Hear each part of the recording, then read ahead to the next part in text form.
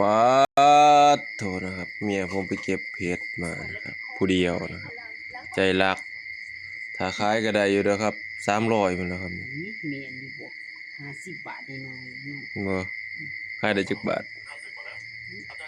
สิหักออกมาบ่อู้นะครับพี่น้องบ่ได้ถ่ายคลิปให้เบิ่งนะครับตอนนี้ก็ถึงขั้นตอนขูดขามันนะครับนี่แหละครับขั้นตอนที่ยากที่สุดนะครับของเห็ดนะครับ ล้างเลยนะคะเพื่อจะได้กินนะครับก็ต้องขูดขามันก่อนแล้วทำไมไม่ตัดออกเลยตรงเป็นขี้ดินโอ้ยเสียดายมันหวาน ขามันแห้งหวานกว่าแม่นดอกมันบ่ได้เสียด้วยหวานน้ำขามหวานน้ำขามขาหวานนะครับขาเห็ดหวานนะครับ มันสิบานมันสิเป็นกะลังหญ้าลายกว่าบะจูมมันบ่ลายเป็นได้มันกำลังไปบ่ฮู้นี่กับกะลังขึ้นกะลังบานอืม2-3หมู่หั้นกะลังแตกเอื่นมันอยากไปอีก